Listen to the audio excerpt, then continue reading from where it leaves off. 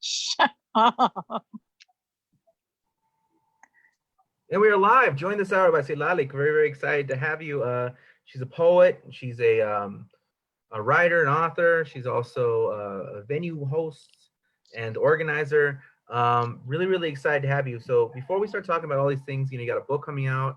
You are the co-host of Olivia, which is, it's really kind of very, very important open mic in Southeast LA. Before we get into that, let's start at the beginning. How did you get started writing poetry?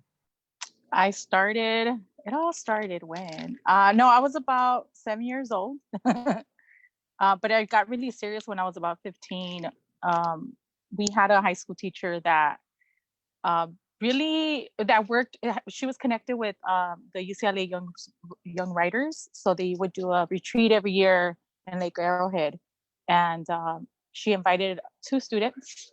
And I was one of those students. And I was out of, I don't know, maybe 30, 40 white students. I was I was one of the 5 brown kids that was invited to that writers retreat, which is really interesting. And it really opened my eyes to see, how much resources there are for the arts for kids that are for kids that are privileged and that are not from the inner cities, that are not from, the Southeast side.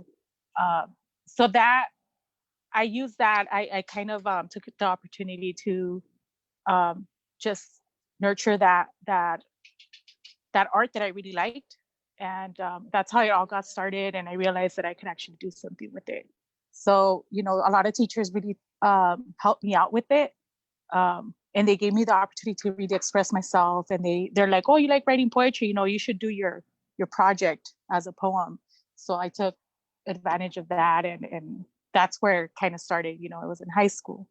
And then I took it really, really serious. Once I became a student organizer in college, there was this whole other realm of, poetry circles and, and open mics and just poets all over. I didn't realize there were so many, aside from the ones that were already published and gone.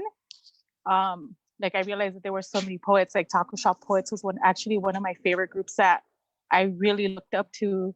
And I was like, I want to be part of that group, not realizing that they were a collective, not realizing how I could be a part of them, and not realizing that they weren't here in LA, they were in San Diego at the time. So that's how it started, I think. What were some of the things that you learned at this writing retreat? Editing. I learned to take my time with writing, but mostly with editing and allowing myself to give myself time to write, or any free time that I had to take the opportunity to write whatever I wanted. And I would do that, but also how to edit, how to go back, how to ask the right questions, because editing, when you're a writer, like poetry sometimes it comes out raw and it comes out beautiful, but sometimes you have to go back and revisit it a few times. And that's one of the things that they taught me, is how to go back to it. And it's okay to go back to it and, maybe add something. Maybe you forgot a sensory detail here, and just kind of go back to it. So editing, I think, is really important. And I feel like in writing, that's always important, like how to make sense of it all, how to have a concept, how to develop, how to kind of tell a story within the poem, right? Or if you want to leave it in parts, you could do that too. So that's what I learned from that program. Can you share a poem with us? Sure. Hold on, let me see. Let me pull this one up. This one's called Dove.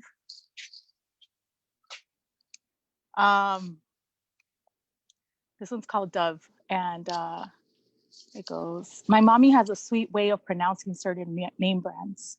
I always understood her, and out of love, that's what I learned to call them. Amy Tan calls it mother tongue. It was endearing, and I never changed it. There was no need until someone came into our lives. She was sweet, still is, grew up in East Los, and thought it was funny that the way my mother pronounced words like dove, certain words like dove, my mom pronounced it in Spanish, dove. And I never corrected her.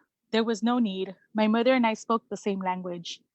But my mom grew insecure. Every time people giggled at her pronunciation of words, my mom came to this country. I'm sorry, her pronunciation of words. My mom came to this country when she was in her late 20s, didn't attend English school till she was in her 30s, and I sometimes went with her. I remember how her instructor made fun of her for pronouncing the conjunction come on as Simon. After that, my mother never spoke English. She reads it well and spells it way better than me and my brothers. We still ask her for occasional help, just in case. She still asks for the occasional help, just in case she missed something. But for the most part, she gets it. My mom has her own way of pronouncing name brands, and she qualifies as speaking two languages when those that made fun of her only speak the one language. So, so that poem is kind of still, it's still growing. It's still growing, but I feel like it was important to I wanted to share that one because I feel like a lot of folks, especially who are first generation folks, or who are immigrants too, that their second language is English, we tend to pick up a language like my mom's language, right? And I call it a language because that's the way she communicates, right? And it's not Spanish and it's not English and it's not Spanglish either, but it is a language that a lot of us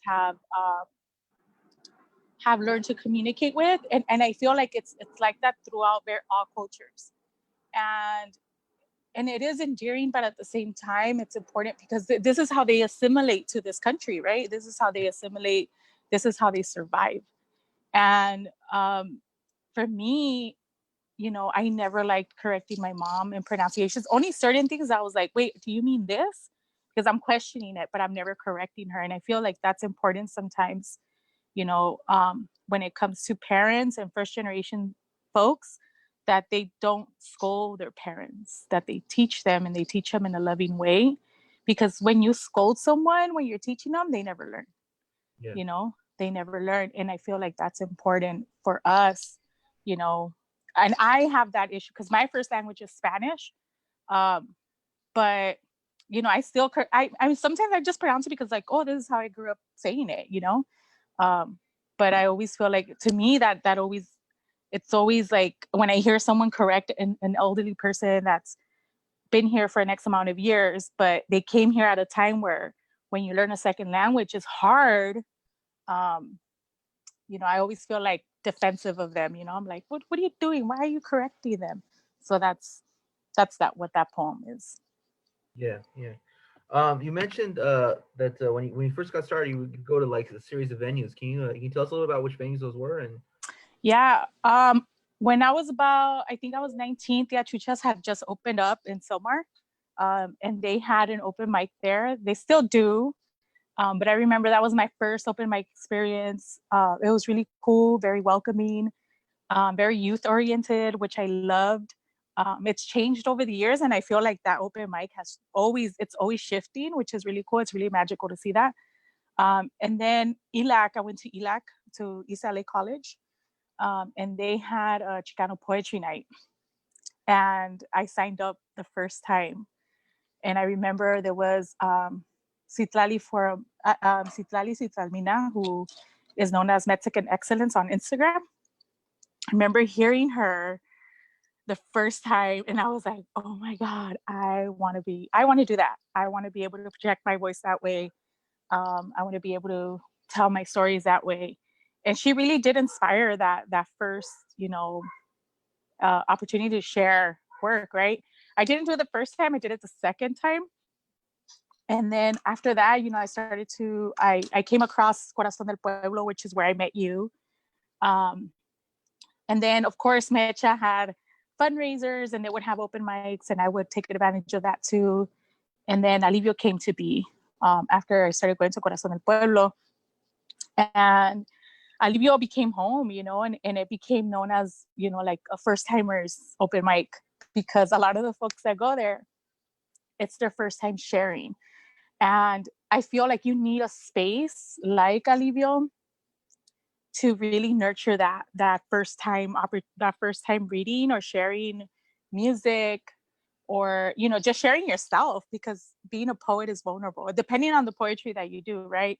It's very vulnerable, and you're really opening up yourself, and a lot of times that's what first timers do. They really are opening up themselves, and I feel like Alivio really caters to those folks, that are like, oh, let me try it, this is the first time, because we're not there to criticize, to give any constructive criticism at all. Like, we're there to hear you out, and we're there to celebrate that you're able to come out and share these words with the community.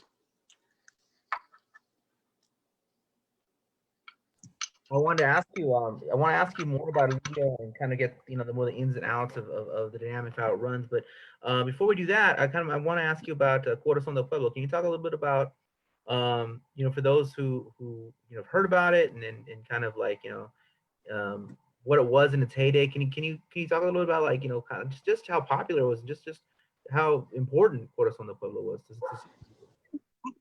Corazon del Pueblo was, at the beginning, or even towards the end, or they're still around. Corazon del Pueblo is still around as a group, but the space was this really, I can't explain it. You kind of have to experience it. But what I liked about Corazon del Pueblo is that, again, they were very welcoming. That was the first place that I really just kind of flourished, and I was like, yes, this is what I want to do. And then I got to collaborate with other poets. But Corazon del Pueblo really was like the space that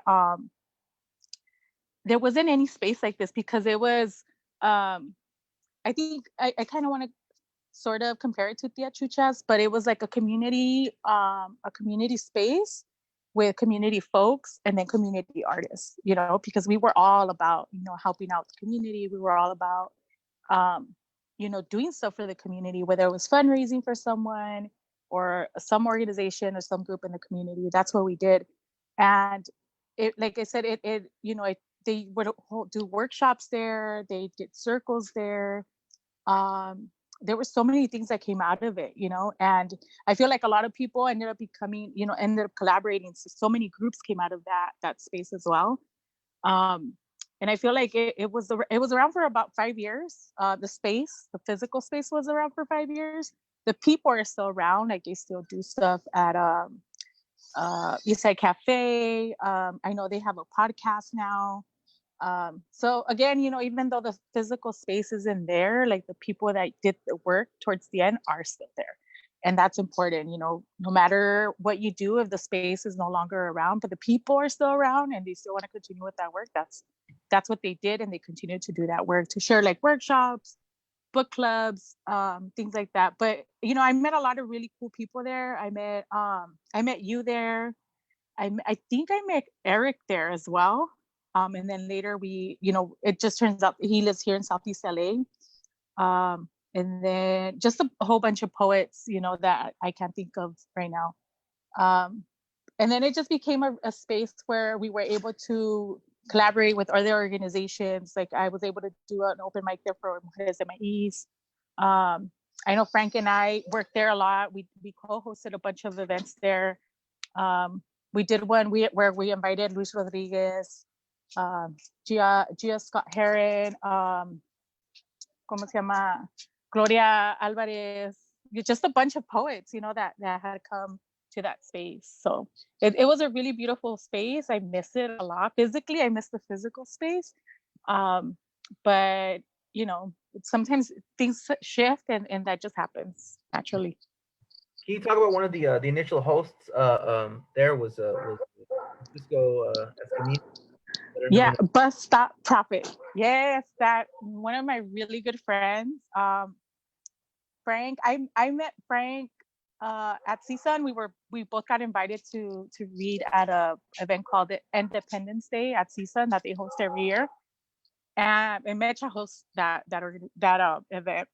And I remember, I was coming off stage, he was coming up stage, and he compliments my poem, and I was like, oh, thanks, that meant a lot. I didn't know who he was. He used to host, I think, at Tia Chucha's at the time. And then he had this idea of creating a poetry space, right? A spoken word space called Flowers of Fire. And I remember going there initially, and that's where I met, like, again, we met a bunch of people there. And it was just so nurturing and very, very healing, and how do you call it? Again, he was the one that kind of started this fire of Flowers of Fire. And, a lot of people started coming through. It was funny because I feel like the first two open mics, because they used to have it twice a week, he would tell me that, people were there till like midnight. Like they didn't want to leave because there wasn't a lot of spaces like that. Like they had one, I think, at East I Love. But you had to like, it was kind of weird how it worked out. I never went to it, so I can't really give my opinion about it. But when Corazon del Pueblo opened Flowers of Fire and Frank started to host that, it became something different. There was so many people coming through, and I feel like it was something that area needed at the time, and we needed it. The community needed that space at the time. And he's an amazing human being.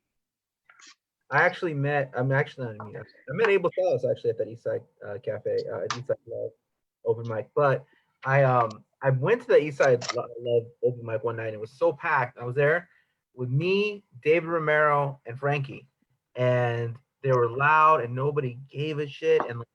And my strategy was always just to yell over everyone, right? That just didn't work. I'm lucky they didn't throw things at me. They were like, shut the fuck up, right? But Frankie, he walked across the bar and everyone was just silent because he was just like holding, but there was except one guy that was like, what are you doing? And he looked over and said, I love you. I love you. And the guy just shut up and his face dropped and looked, he was going to cry. And then Frankie proceeded with his poem. And he was the only one of those three of us that could shut everyone up. Dave kind of like a little bit with telling a joke, and he did better than I did. I was just, but Frankie, he was the only one. I couldn't believe it. And I was like, he's like, and he told me too, he's like, now watch how this is done. I want you to learn something. Or something like that. Yeah. He did it. He did it. He's pretty, I always say I love the way he uses words, the way he shares his poetry.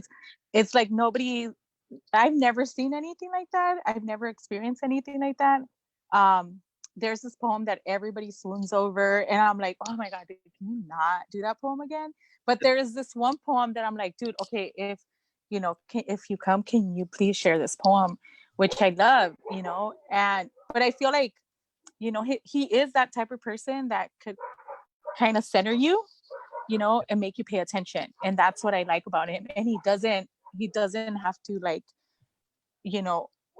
project his voice so much, like you're listening to him. And I really admire that about him. And we have so many conversations, and we talk all the time. And I'm still learning from him, and I love that we are able to creatively collaborate all the time. I'm very grateful for his friendship, for the past 13 years, I think I've known him. And it's just been really cool. It's been, we have our ups and downs. I get mad at him, he gets mad at me, like, like every friendship. But it's been really cool to have that open communication with him, where if I have an idea, I could ask him like, hey, what do you think? And he could be completely honest with me, and I could be completely pissed off at him, but then I'll be like, you know what, you're right, or maybe I'll say something and then he'll get inspired by what idea that I had, and then maybe he'll work with that, and then I won't be able to, so it's cool that I'm able to have that friendship with him, as well as with other poets, from that area. And he's just, like I said, I've learned a lot from him.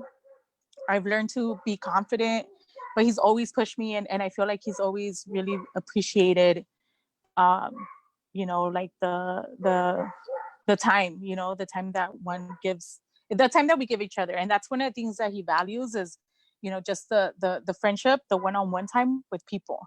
And I feel like I do get a lot, like we end up sharing poetry with each other like dorks, but it's important to have someone that writes that you're able to share that work with, because they end up becoming not only not only a critic, but they also end up like helping you out and inspiring you more, because you kind of think the same, but you understand each other, what that process is of writing.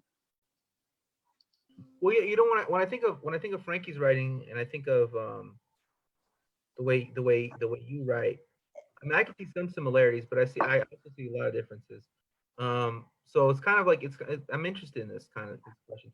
Do you feel as though in many ways like he kind of knows what you're trying to accomplish in your writing, and therefore can like help you stylistically try and get what you're trying to, not necessarily like he's not trying to make you sound like him, and you're not trying to make him sound like you, but Mm-hmm. you know what he's trying to do, Yeah. and you know what he knows what you're trying to do, generally speaking.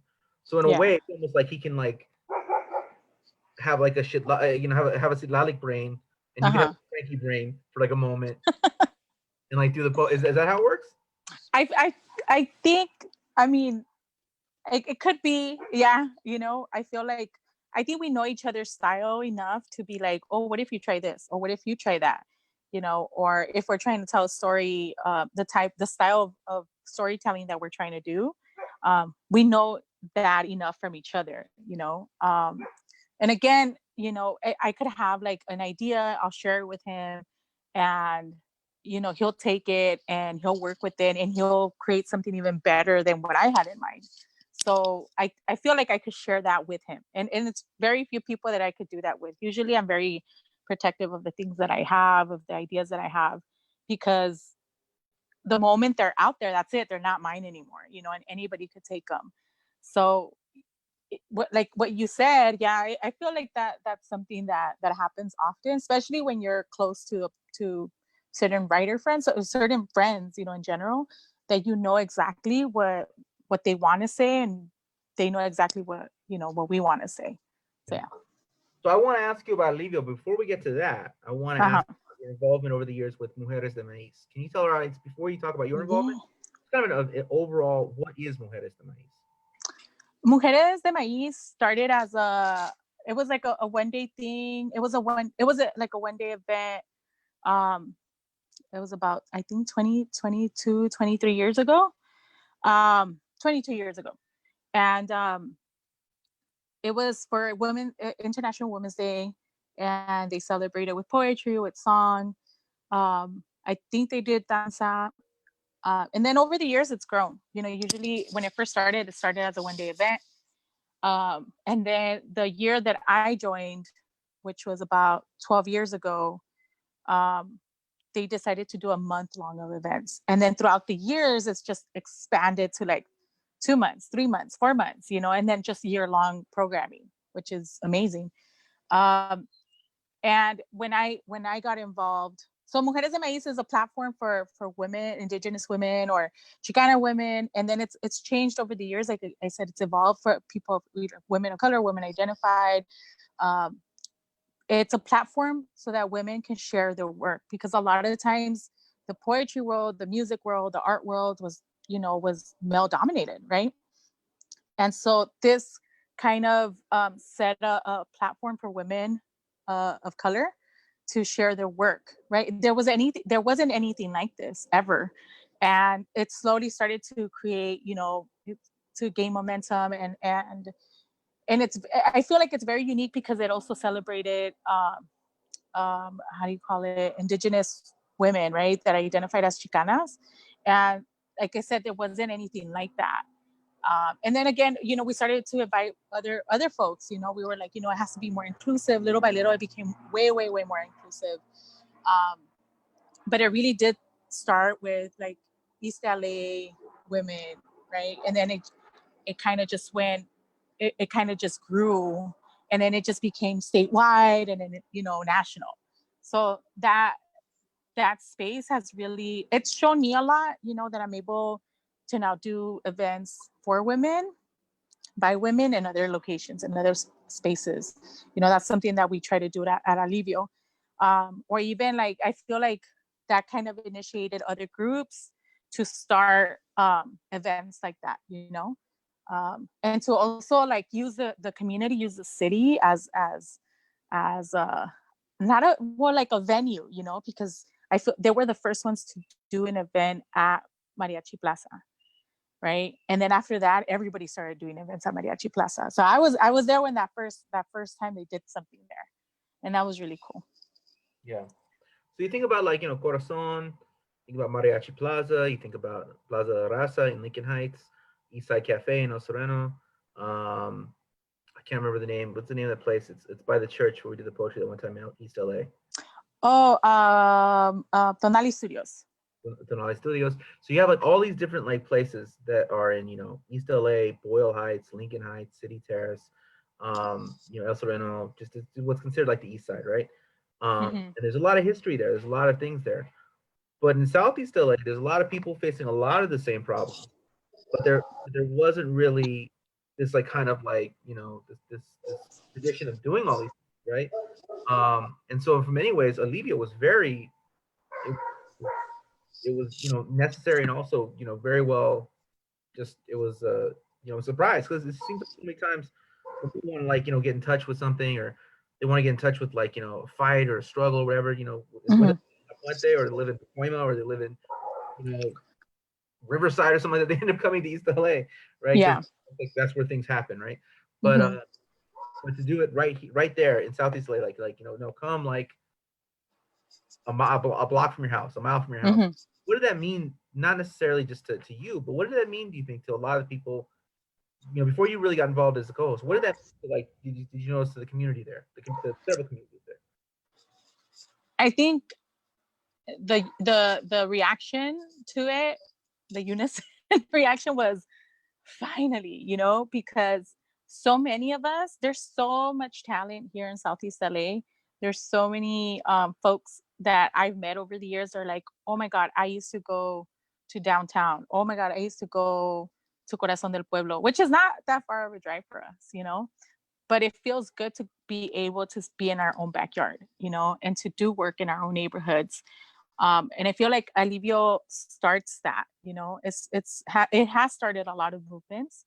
There has been, there are organizations here, and I think back in like 2008, a group of us had tried to do something like that, similar. We didn't have a space. We never thought, hey, we could do it at a house, right? Because we had heard so much about, people creating spaces like Alivio in their homes, and then the cops would be called, I feel like Alivio, it was timing, and it was at a time where the community was just thirsty for venting, um, venting artistically, and venting, like their voice, and just letting their voice out. And Alivio provided that at the right time. At that time, Belle was going through, the scandal with Rizzo, and, them stealing all this money from the community. But also it kind of woke up the community in a sense that, they started to become more active as residents, right? And at that time, and that's one thing that a lot of folks don't do, is why so much change happens, is that we're either not notified as a community that these meetings are happening, or we're too busy working, because this is a working class community, right?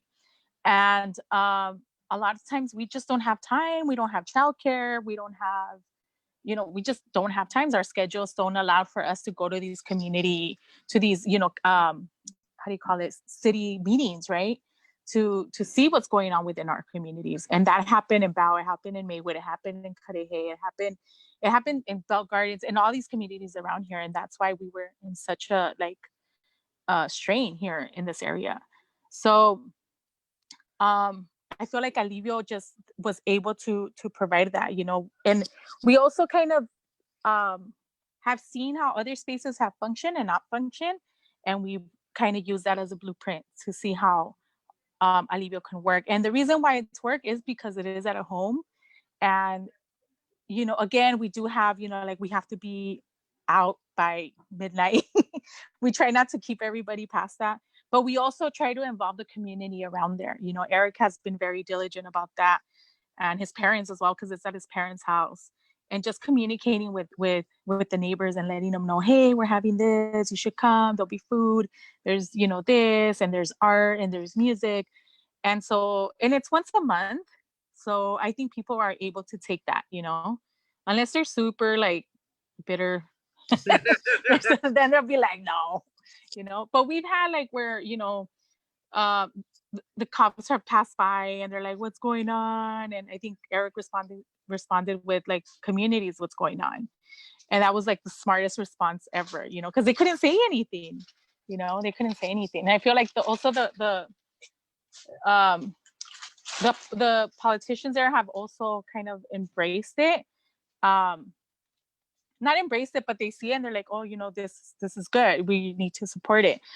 We don't, it's not that we need it, but it's good to know that some folks see it as like, okay, there's nothing wrong with this space. They're just letting people be them, for a couple of hours, and that's it. I mean, we don't need anybody's approval, but it's been, we need the community's approval, right? And that's the important part. And the community loves us, so that's, and they love the space. Were you there the night of when Luis Rodriguez came and LA Times was there and there was an earthquake in the garage? Yeah, it was on my birthday. It was on my birthday. Oh wow! And I remember my friend, she had brought me flowers, and she sat in front of me, and Gloria was right next to me because she was reading that night too. And it's Gloria Enedina Alvarez. She's the maestra, the amazing writer. And I remember, I think my friend was sitting behind me, or I can't remember, but I just remember turning. I was like, can you stop moving my chair? And she's like, I'm not moving your chair. Like, the fuck? Why am I feeling? And then I realized, oh shit, it's an earthquake. And we had a lot of people in there, easily about 100 folks in the driveway. And I was like, oh my God, and I wasn't bending at the time, I don't think. And then there was a second earthquake. And I was like, man, we made Bell shook. We made it shake. But it was pretty intense, and it really put a lot of things into perspective. We were like, we got to be careful. We got to be incredibly careful of like how many people we have in here. What is our strategy if something does happen? How can we go about it? But yeah, like I remember that night. I was so nervous. I was like, fuck, what if there's like a bigger earthquake? And we were checking in with our families, and then it was over, and the second earthquake happened, and it was all good. It was the perfect night. It was the perfect alivio, I feel. Yeah. Do you remember what Eric said? No, what did he say? I will never forget what Eric said. He got on the mic and said like, oh man, there was an earthquake. I thought everyone was gonna die in my garage. The LA Times is here. They're gonna tell everyone. That's right. LA Times was there. Yeah. I don't think they ever mentioned it, but I remember. Yeah, that was his concern. Like, LA Times gonna tell on me. Yeah. I was like, dude, nah, we're good. I feel like, yeah, things like that. Like if an earthquake didn't scare these folks away, nobody will. And I think Olivio's gonna really be around for a long time. I really do hope so. I think the work that we've been doing there over the years, we've been able to prove that we're growing. Every year is different. Obviously, this year is completely different. Eric decided to go virtual, and it's actually worked out for Olivia. And he's made connections with people from all over. I think they had like someone from Hawaii not too long ago on there. And people really love it. People really love it. And then I'm like looking to see who's like wanting to get on. And I'm like, oh my God, people are really anxious to get onto the mic, or to the live and share what they have to say. And I'm happy that Alivio decided to go that route. Yeah, no, it's definitely a good thing that you're staying in practice. So so can you talk a little bit about your specific role there at Olivia? You actually, in addition to co-hosting, you also kind of like are the major coordinator for the vendors. Yes, that's my my favorite part of it. I feel over the 4 years, because they've always had vendors. Olivia has always had vendors, but they had like 2 or 3 or 4 at the most. And then we decided to open it up a little bit more. We usually have about 13 vendors, and those are our usual vendors. And it's a lot for a really small space. And that's what I try to tell people when they want to be a part of. Sorry, when they want to vend there. One of the things is that we try to let them know that it's a small space, and they're like, it's okay, I want to be there. And we have everything from like people making cookies, cupcakes, to jewelry, greeting cards, stickers, which is my favorite thing ever. Stickers by Cali Arte. Check them out. They're amazing. Jewelry from, I think we have maybe about 4 jewelry vendors there. And they're all different, incredibly different. We have this guy named Javi who paints on wooden panels. Ay, cabrón. Sorry, my dog's running around. Stop.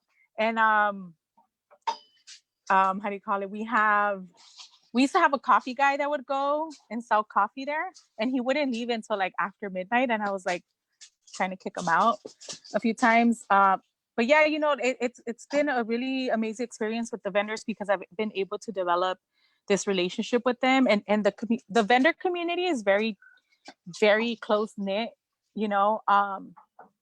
Once you kind of get into that circle, you're in. You're in. And one of the things that we do is that we share a lot of resources. A lot of vendor resources, because there's so many markets out there. There's so many vending opportunities, and that's allowed us to kind of how do you call it, to create this resource for the community, because there is a need right now, and it also creates that opportunity for people to become entrepreneurs, right? Whether it's little ones to adults, full blown adults, right? The other thing that allowed us to do is be part of the Sela Arts Festival, and we were able to bring about 100 vendors to the river, right? And we were very specific of how we wanted these vendors to come. Everything that was there available for people in the community was handmade, handcrafted stuff. And I feel like that's important because that's a lost artistry, within our culture. We are by nature artisans. We make stuff with our hands, and I feel like that's important because these vendors are also artists. They're not just vendors; they're artists as well because they're creating their own things, and they're able to be self-sustainable, right? They're able to ¿cómo se dice? Provide for themselves, right? We're not, even though like right now it's a little difficult, but we've been able to figure out how to take care of ourselves, how to sustain our families, how to ¿cómo se llama? Continue to work even though we're not able to work, right? So we've been able to figure that out, and I love that about that community. Even though it's hard at times because of the weather, because of the conditions or whatever it is, we figure out a way to hustle. We figure out a way to survive. I want to ask you about. We actually have some questions from the audience, but before we do that, I want to ask you if you can share another. Have an audience. Yeah. We kind of the usual suspects, but I'll let you know who. But first, can you share a poem first? Sure. A ver. I think I'll share this one. It's called For All the Poems That Mention the Tama Lady in Their Poem. For all the poets that mention the Tama Lady in their poem, that could only offer her one line, I want to tell you something. There is a woman that is resistant, that everyone admires. She is the one that sings out loud to the heavens her arrival, and hear her traditional morning blessing. And her traditional morning blessing. She projects her heavenly song, letting us all know, yes, you are home. You often see her as a reminder of a life from far away across borders. She is a reminder that you are home, that your home isn't so far, and that all is good, you'll survive. She carries her handmade gifts from God knows where, and you wonder if they are kept warm just for you. She even offers the free facial if you get close enough. When she opens the compartment, she keeps these gifts, these steaming gifts at. She is a blessing to most, and to those that oppose her, don't understand her beauty of her work, because they lived a sorry, sad, bland life without sazon, without taste, without knowledge from the ancestors. So they take away the heavenly gifts she so meticulously made and created, and they destroy them. But you can see that they want to try them too. But don't be fooled. She is resilient. And as you hear her project her voice up to the heavens, and your heart beats with glee, because yes, she is back with your ever awaiting morning blessings. And you want to sing along with her, but you are shy. So you patiently wait for her gift to warm your belly. So you ask for 2 de pollo, 1 de puerco, y 4 de rajas, y media de lote para el cafecito. And you thank her for not giving up, and you exchange smiles as you both continue on with your daily struggles. So that's that. That's quite good, is what that is. So we have some Thank you. we have some questions from the audience. Okay. First question comes from Eric Etzley. He says, "What is your relationship with writing during the quarantine?" What is my It is non-existent. No, it is a little existent. I haven't written, like I haven't used a pen and pad like what I usually do. I've written a few things on my phone, on my iPhone, on my notes, because I'll hear something. Um, I'll I'll hear something, or I'll have a conversation with someone, and I'm like, oh, that sparked something, And then I've been trying to kind of create like a community of writer, like a writing circle, but then that never happens. We always end up talking, just having a conversation. But it really is non-existent right now. What I'm doing a lot of is greeting cards, because I'm also a printer. I create greeting cards by hand, and that's been my poetry right now. That's been what I've been doing, was keeping my mind occupied other than work, and planning, a lot of planning, because we're still doing events, of course, virtually, but we're still doing them. And that's been my relationship with writing. And then Eric can't join me because he's doing his thing. I don't know what he's doing. Well, he's always sharing resources, and that's one of the things I told Eric, is that he has the following, that he's able to share resources of what's happening right now, currently with our communities. And I feel like that's something also that we are so busy with. We're constantly sharing, going to, trying to figure out if there's other ways that we can help out, or how we can use what we have to share those resources as well. Our next question actually leads us kind of into like the last part of our conversation, which is what's coming next. They're asking about the book, but before we get to that, I want to ask you about, recently you were published not too long ago or a story came out about you in Voyage LA. Yeah. What was that experience like? That was really nice. It was nice because it was interesting, because it's not like there was a write-up of us. You were in it, I was in it, a few of us were in it. Not a lot of people were happy about it, and like, whatever. Not a lot of, you don't remember? It was like the East Side Poets or something like that. There's a very particular person that got mad about that, and what I have to say to her is that you don't get everything. You know who you are, and you don't get everything. Yeah, I was like, man. No. She tried to raise shit about it, and you don't get everything. All right, you don't know what you don't know, and you don't get what you don't get. I know. I was like, let us have our moment. No, right, no. But it was interesting. But Voyage LA was really interesting. And it also just gave an opportunity for folks to understand that, because poetry kind of took a back seat for a while for me. That people didn't realize, oh, she's a writer too, or she's a poet. People knew me for my cards now.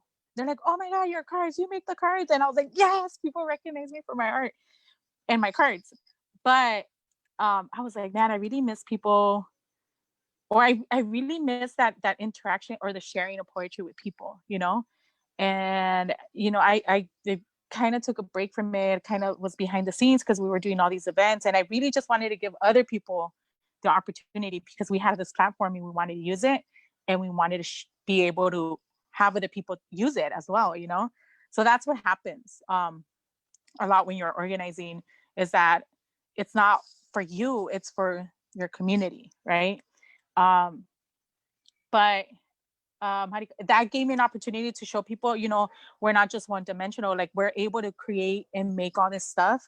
And writing, I told them, was my first love. That's my first passion, is writing, and it still is, will always be. And I hope, that folks, or that I'm able to share that with folks soon.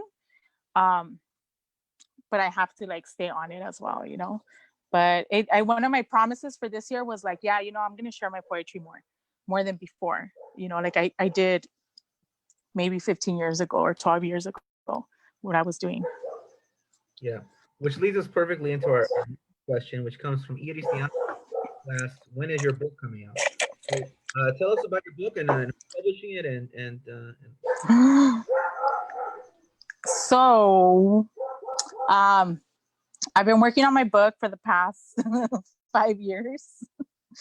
I've been writing for a really long time. So this is like 20 years in the making. It's just stuff that I've written over the years. And then finally it kind of came collectively.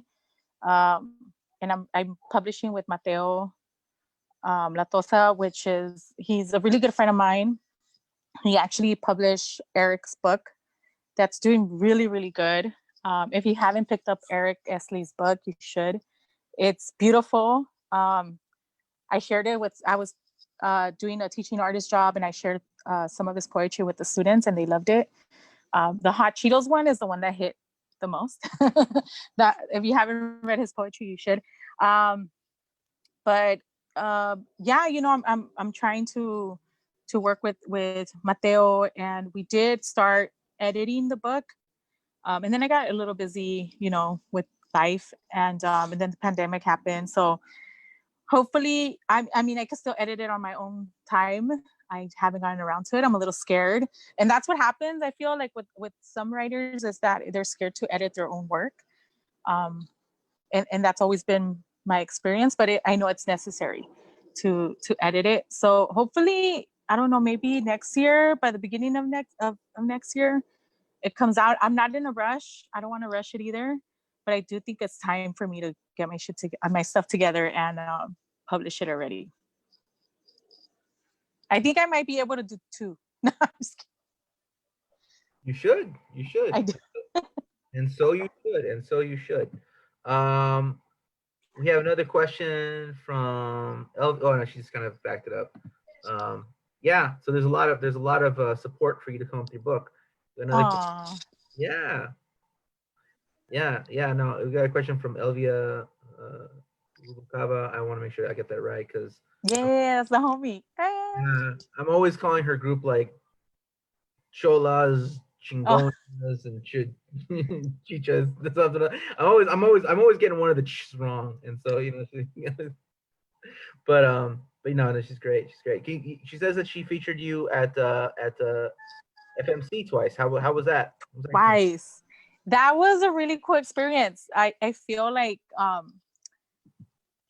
it was the first time I went, it was funny. It was funny in a sense that so many things happened leading to the reading, but it felt really good to share my poetry with that side of town, like with those, yeah, because I'm always like either on the east side or in the southeast side, right? Or in the valley, because I used to be in the valley a lot too. And I love the valley. And how do you call it? I went to Fullerton twice. The first time, I was like, oh, like this is interesting. So many things happened to it. There was a lady that walked in there. It was a white lady that walked in there. I was eating a burrito that Olivia had bought me. It was amazing. I was like enjoying it. And this lady was like, oh my God, that looks so good. I want one. And my burrito fell apart. She did ojo on my burrito. So I was like, no. I was like, oh, dude, it's too real. But it was interesting to share my poetry because my poetry is, you know, is not written for everyone. It's for a very specific group of people, you know. And I kind of at the beginning, because there was like two little kids there, I kind of stopped myself and I was like, no, like they need to listen to this, you know, they need to hear it. I don't know if they understood it, but I'm happy that I was able to have that experience, and I'm super grateful to Elvia for that.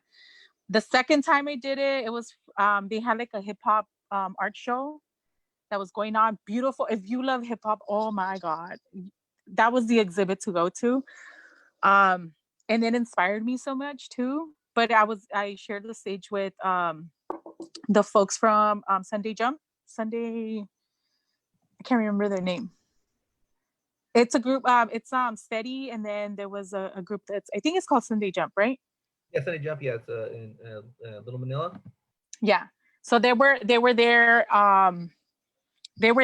and it was really cool to just see their style of poetry, how they shared it, how they came, like coordinated everything, and then being able to share that with people. There was a whole different type of crowd there. It was warm. We were outside, so it was really great. Yeah, I loved it.